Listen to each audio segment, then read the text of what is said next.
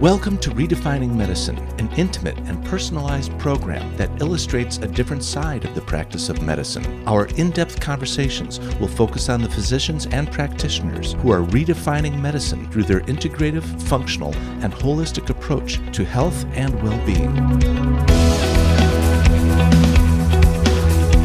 Welcome to Redefining Medicine. We are so pleased to speak with Dr. Filomena Trindade today. Dr. Trindade is a physician, teacher, author, and internationally recognized speaker who focuses on functional medicine and a holistic preventative approach to care. We are so happy to have you on the podcast today. Thank you, it's my pleasure. So at AFAARM's 30th Annual Spring Congress, one of your lectures is titled, "Can we slow the progression of diabetes or reverse it?" So after decades of research about the development of type 2 diabetes, is there anything that we are missing? Well, I think there's a few things that we are missing. Number one, I think that we have focused on type 2 diabetes per se, do you have it or not, versus the fact that it's a continuum. You can be insulin resistant, not progress to type 2 diabetes, but yet suffer the same consequences, have the same cardiovascular effects. And you can be impaired glucose tolerant, but yet not be diabetic or be pre-diabetic. And the focus has been on, do you have type 2 diabetes, instead of where are you along the continuum, because the earlier that it's diagnosed, the easier it is to reverse. Because it's really all about pancreatic beta cell dysfunction. So the earlier you can diagnose it, then the easier it is to reverse, and the more you're going to preserve pancreatic beta cell function. So I think if you ask me to summarize that, what are we exactly missing? I think we're missing the link in terms of it's all about the pancreatic beta cell. And let's focus on this being this continuum as to how much damage is there to the pancreatic beta cell. Because if you have that as your main focus, I believe it'd be much easier to then reverse it. And we've had quite a few different researchers that have been looking at this for years, but it just hasn't really been, I feel like, put at the forefront or put into clinical practice. Okay, well, speaking of reversing it, based on your evidence and clinical expertise, what can we do to reverse it, or just maybe reverse the progression? Well, I think that number one, you need to first diagnose it early. And you need to diagnose insulin resistance, right, as early as possible. And then you need to look at all the contributing factors, right? Because that's where we have leverage. That's where we're going to decide, what are we going to then do? What's our treatment going to be? And the third thing is then exactly what is the treatment? And in order to look at treatment, we have to look at all the different research. We can't just look at what prescriptive pill can I take, because that's not what's going to happen. That's not what works. We need to look at the root cause, treat the root cause. And we need to do it with lifestyle, with not just what we put into our mouths, but what we put into our brains, what we think, what we do with that information, as well as what supplementation do we take and where does it work. It's like it has to be sort of this multifunctional approach. Well, that makes sense. So in your opinion, how can we better assess the risk of developing type 2 diabetes in clinical practice? Well, that's a perfect question, because I think it's just it. It's really looking at what are the contributing factors. But here, we have to take it a step further, and we have to personalize it to each patient, because everybody's different. And one person, maybe they're higher at risk for developing insulin resistance is a high uric acid level. And high means necessarily not looking at the parameters that some laboratories have established that are archaic, but really what does the literature say? And for someone else, maybe their postprandial insulin is high, but their fasting insulin could still be normal. Others could be obesity. But when we look at obesity, we actually know that there's more contributions from insulin resistance causing obesity than the other way around, even though we've been told sort of the opposite, right? We've been told that the reason why we have such high amounts of type 2 diabetes in the US and now the world is following us, is due to obesity, and it could even be the thin fat person, right? So it could be obesity where you don't necessarily see it, but you have increased fat deposition in your organs. Really, the truth is, I think it's the other way around. It's that we have lots of undiagnosed insulin resistance that then is contributing to diabetes. And if you look at the statistics, you'll see that it's true, but yet we've had sort of this focus. And then really also looking at, in that particular person, what drugs have they been on? Have they been on a drug that has affected their gut microbiome, which is their risk factor for insulin resistance? It's really all about taking all the information that we have and personalizing to that patient in front of you and figuring out what are their biggest risks, what is the factors that have contributed the most, because that's really how you're going to approach it. And so even though the tools in our toolkit may be the same, in other words, I may use the same tools to approach each one, the specific tools that I choose to use may be a little different in each person, knowing that lifestyle is at the forefront and that we have to really look at how each person handles stress, what are the stressors, and how is it perceived and how is it processed by the body and mind, because we're all, body, mind, spirit equilibrium, that's what we're talking about. Mm-hmm. So it's a case-by-case basis for each patient. So if one of your patients does develop type 2 diabetes, can it be reversed? And if so, how? Absolutely, it can be reversed. And I have been surprised over and over again because when I first started doing this and really looking at reversing type 2 diabetes and talking to patients that way, right? Because most patients don't think there's a cure for type 2 diabetes. And my whole thing about, yes, it's early detection, early intervention, and proper treatment. But what happened is that I started getting patients that were sort of been labeled non-compliant by many of my colleagues. Some of them are more traditional colleagues and some not. And so they would say, this patient has a hemoglobin A1C of 10. I've done everything I can. They're not compliant and they're not changing. And I was like, really? I'm from the nonprofit arena. And I've worked with the poorest of the poor, and I've also worked with some of the richest of the rich. And I feel like people are people, and it's all about sort of how can you reach them? What do they need to really make those lifestyle changes? Because it's not easy, right? It's not easy for any of us to change. It's not easy to adopt things. And we know it takes time, right? It takes 45 days. Some people say up to 66 days.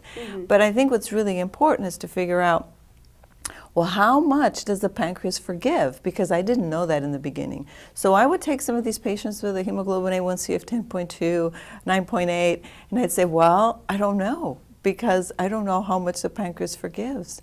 I don't know how much pancreatic beta cell function there is left. And it's really hard to tell. I mean, we have some researchers that have looked at that, but even looking at proinsulin, for example, and looking at Futzner's work, it's still, on a clinical basis, it's almost impossible to say how much pancreatic beta cell function is there really left. But I've been surprised because many of those patients, if not all of them, I've been able to bring their hemoglobin A1C to 5.3 or less. I have a few exceptions. Sometimes maybe the lowest I can get is 6.0, which we already know is a huge decrease in risk. But overall, I have been so impressed with just how much the human body can overcome and how much the pancreas does forgive, in a sense, given sort of the right tools and helping the body really try to sort of organize and put all this together. Because I feel like when you look around and you look at just how much people sort of misuse or mistreat their body, and then they'll make a few different changes and things fall in place, and all of a sudden they're able to establish all their health goals. It's been really, really impressive. So I think that the pancreatic beta cell sort of reserve can be much greater than we originally thought, and it's all about putting this together, right? It's all about developing a program for each patient that incorporates mind, body, and spirit, and really trying to figure out sort of what went awry, what were the triggers, right? Why did this person develop insulin resistance? Is it a toxin? Is it an infection? What originally affected the pancreatic beta cell? Is it a multitude of those? We know genetics have something to play with, right? But it's more about the environment that we bathe those genes in, really. And that makes sense, and that's really good news for your patients, I'm sure, when you tell them all of that information. Yeah, after they get over the disbelief that really, it can be reversed? Because there's, many cases they're told, oh, there's no cure for type 2 diabetes, right? Yeah. And then they come to me and I say, well, there is. It's going to take hard work, but it's possible. I just can't guarantee you, how low we can get your hemoglobin A1C. Then it's like, first it's the shock, it's like, really? Yeah, this can happen? And then it's like, well, what do I need to do? Yeah. Because it's not easy, but it's possible. Yeah, and so what do they need to do, like healthy habit-wise? What are some healthy habits that you recommend to them and also that you like to partake in on a daily basis? So I like keeping things simple, and so I like the rule of threes. And I think that 3 things are usually things I can remember, and I can teach to my patients in a way that they can remember, and maybe they can even tell their friends, right? Because this is all sort of paying it forward. So my rule of threes is, number 1, when you're specifically dealing about treatment, is to decrease insulin stimulation. So try and do everything you can to decrease sort of the glycemic load, the amount of insulin that's being produced, or stimulation. And then number 2 is to address the gut microbiota, because that's huge in terms of reversing insulin resistance or type 2 diabetes. And then number 3 is to increase insulin sensitivity. So in the first one, what are we talking about? We're talking about lifestyle modification.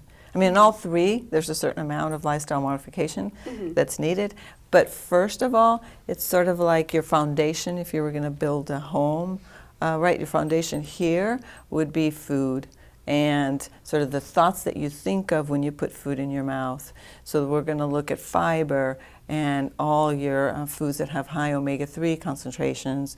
And we're going to look at fermented foods, because we know that fermented foods are going to not just affect the gut microbiome, but they're going to decrease inflammation. And we have to look at how those foods are fermented. So I usually teach my patients how to do it themselves. And then we want to be colorful, like Deanna Minnick, says, eat like the rainbow, because there's a lot of different phytonutrients that give food their color that are really important in improving insulin sensitivity. And then when it comes to fiber, we're going to look at both soluble fiber, and so because we're talking about basically a plant-based diet. It's not that they can't have meat and fish and all different types of protein, but it's all about being more plant-based. And then I want 10 to 12 servings of vegetables and fruit. And yes, diabetics can eat fruit. So that when we're talking about 10 to 12, that's huge, right? We know that if you have at least 3 servings, it decreases your risk for cardiovascular disease. But here I'm talking about 10 to 12, and a serving is a half a cup of a cooked vegetable, for instance, or a 1 cup raw if you're talking about like lettuce, for instance. So that's 10 to 12 per day. Right, and only about 2 servings of fruit, and it's going to be the low glycemic load fruit. And then we have to talk about movement. For some people, exercise is a dirty word, so I'd prefer to talk about movement, because we have studies about patients in wheelchairs and just contracting their muscles and moving, you're seeing a difference in insulin resistance or insulin sensitivity. So you have to talk about what helps them move and what to move their body basically, and what do they like. I'm not a gym person. I don't like going to the gym, and I actually don't even have a gym membership, but I exercise every day, and I love to move, whether it's dancing or doing stand-up paddleboarding or swimming.